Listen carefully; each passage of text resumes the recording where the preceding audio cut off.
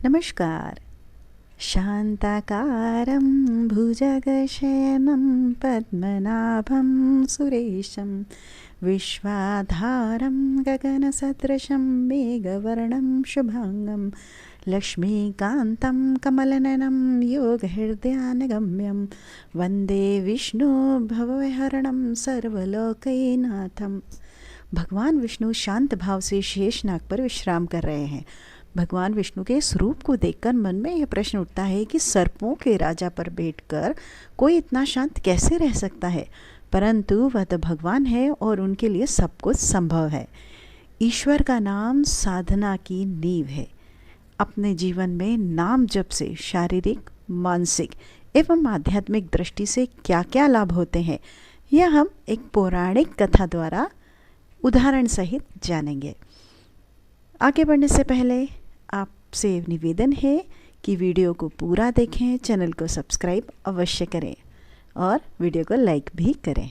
विलंब न करते हुए आरंभ करते हैं।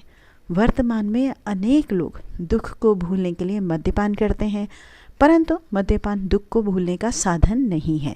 दुख के परिहार के लिए नाम जप करना ही उपयुक्त है। नाम की बड़ी महिमा होती है और बड़ी शक्ति भी होती है। चलिए जानते हैं। एक बार की बात है, वैकुंठ लोक में भगवान विष्णु के पास देवर्षि नारद गए और भगवान से जिज्ञासा प्रकट की। वह बोले कि हे भगवान, मैं नाम की महिमा जानना चाहता हूँ। भगवान ने कहा कि मेरे नाम की महिमा जानना चाहते हो तो मृत्यु लोक में जाओ और किसी कीड़े के सन्मुख जाकर मेरे दिव्य नाम का उच्चारण करो।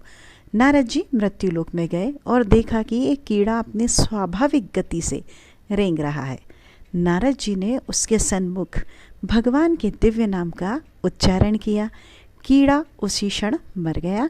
नारद जी भगवान के पास आए और निंदा करने लगे कि भगवान, आपका दिव्य नाम सुनते ही कीड़ा तो मर गया। भगवान मुस्कुराए और कहा, मृत्यु लोक में पुनः जाओ, वहाँ फूल पर तितली बैठी होगी, उसे मेरा पावन नाम सुना दो।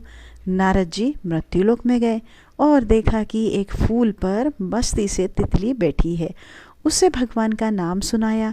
तितली भी नाम सुनते ही मर गई।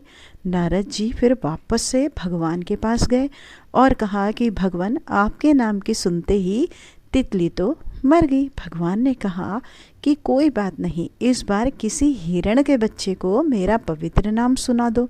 नारद जी मृत्युलोक में गए और देखा कि एक जो हिरण है, नर हिरण और मादा हिरण के पास छोटा सा बच्चा खेल रहा है।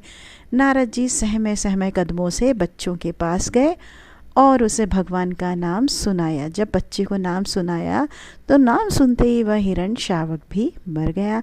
नारद जी यह सब देखकर दुखित हो गए और भारी मन से भगवान के पास जाकर कहा, भगवान, यह सब मैं क्या देख रहा हूँ?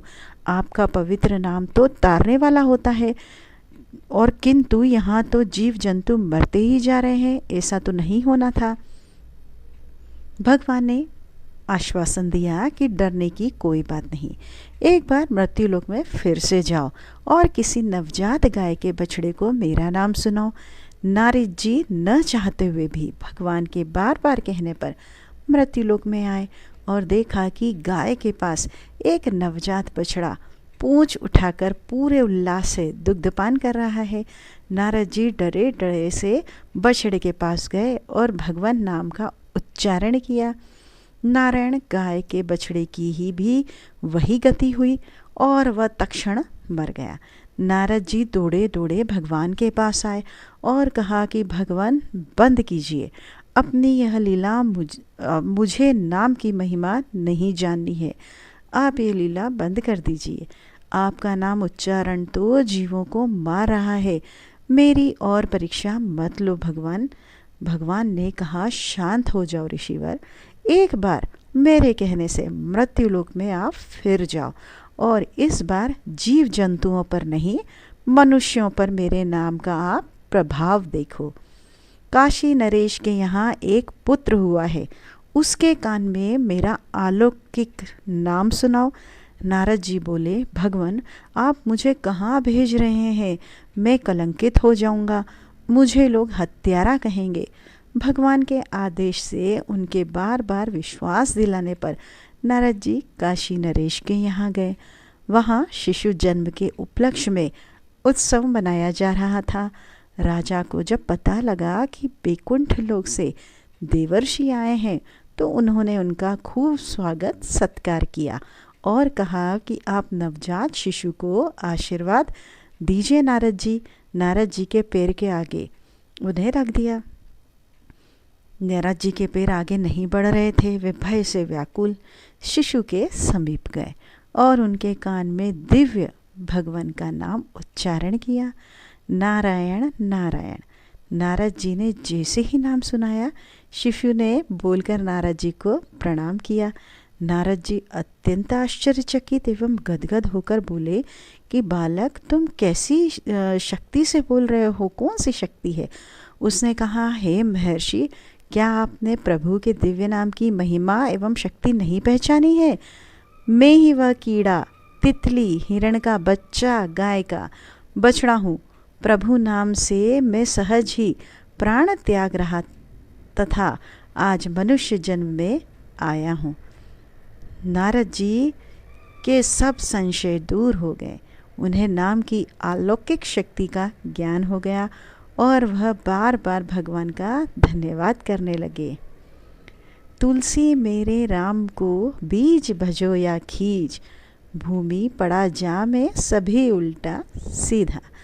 बीज अर्थात भूमि में जब बीज बोए जाते हैं तो यह नहीं देखा जाता कि बीज उल्टे पड़े हैं या सीधे, पर फिर भी कालांतर में फसल बन जाती है। इसी प्रकार नाम सुमिरन कैसे भी किया जाए, उसके सुमिरन का फल अवश्य ही मिलता है।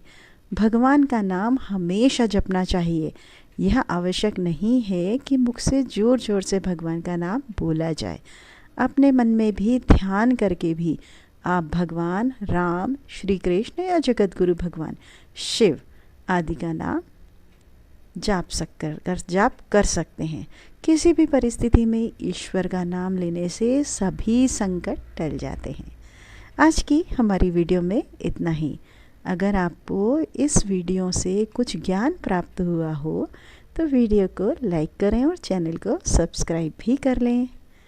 अब मिलते हैं अगली वीडियो में कुछ ज्ञानवर्धक जानकारी के साथ।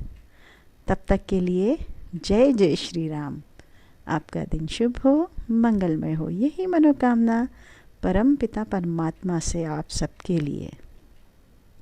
वीडियो में अंत तक बने रहने के लिए आपका तहे दिल से शुक्रिया। इसी तरह हमारे साथ जुड़े रहिए, चैनल को सब्सक्राइब भी कर लीजिए। नमस्कार।